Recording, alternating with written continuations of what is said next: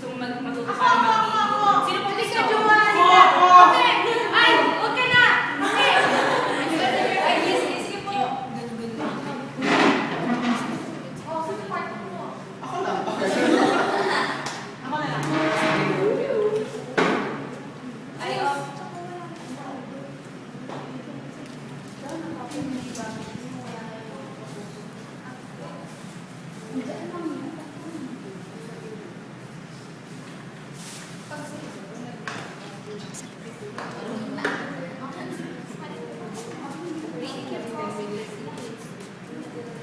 Okay, so yan, meron tayo kanya-kanyang BP. So, yung una namin gagawin, dapat nakaposisyon ng maayos yung kura nyo ng BP. So, pag nakaupo, dapat yung kamay niya, level yung puso niya. So, pwede nyo ipatong niya lang sa arm siya yung kamay niya. Mas maganda ko sa left na sa kalimutan kamay natin kukunan, pero kung mas madali sa kanan, pwede naman din sa kanan. So, una natin gagawin, kunin nyo yung eto nyo. Yung swing po. Tapos, iba hindi siya yan na lang po natin siya. Ibabalat lang po natin dun sa arm yung kura ng baby. So, di ba meron dito parang bilog? Mga 1 inch po sa ibabaw dun nyo po ipapatong yung yung cuff ng BP.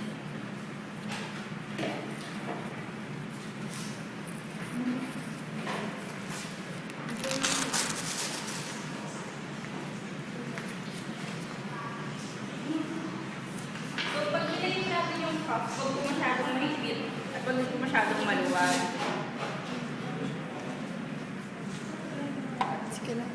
So, isa na po natin yung valve para hindi po lumabas yung hangin. Okay, tapos, kapayin po natin yung pulso ng pasyente.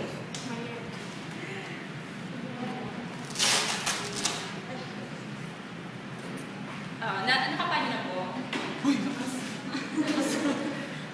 Tapos po natin, palubuhin po natin yung BP, ay yung cough, hanggang sa hindi na po natin maramdaman yung pulso.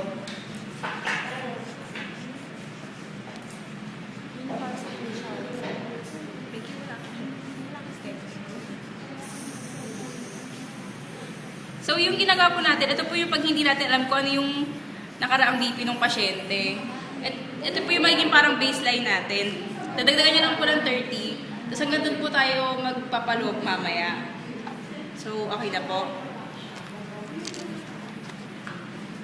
Ngayon, kukunin lang po talaga natin yung BP.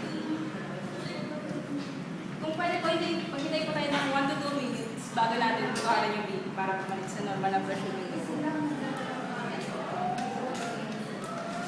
Okay, so, kunin naman po natin yung stethoscope. Tapos, sa tingin natin. Tapos parang yung kanina lang din po yung gagawin natin. Pero imbis po na papangkapa natin sa pulso yung daliri, ang gagamitin po natin, ito po. So, yun po yung ilalagay dito sa pulso. Tapos, siguraduhin lang po natin na hindi ito tumatama sa kahit anong, para mas madali po natin marinig yung anong BP. Tapos, diba kanina may nakuha na kayo sa pulso kung saan tumigil. At nadagdagan nyo lang po siya ng 30. Tapos hanggang doon nyo po papalubuhin yung cuff. Ito po, yung dito po sa bag, makita nyo naman po yung sa gauge. Tapos, dahan-dahan lang po yung pag-release ng air para makita po natin kung ano yung BP ng pasyente. So, sige po, try po natin.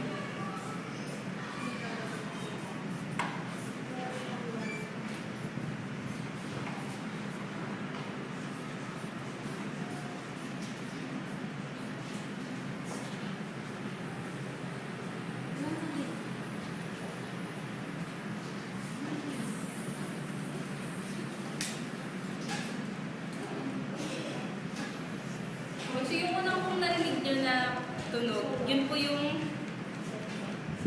systole. Yun po yan sa ibabaw ng dito, kunyari po 120/80. Yung 120 po yung systole.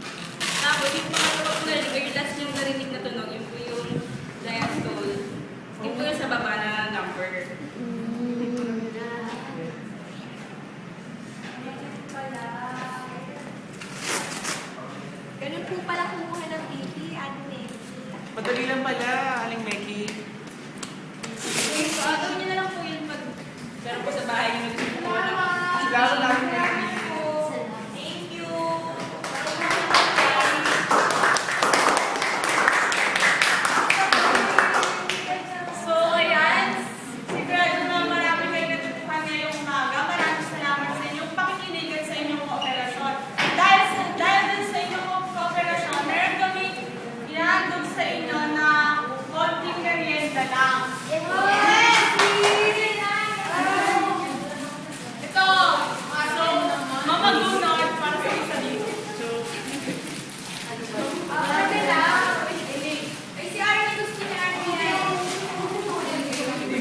yan. Gusto namin yan.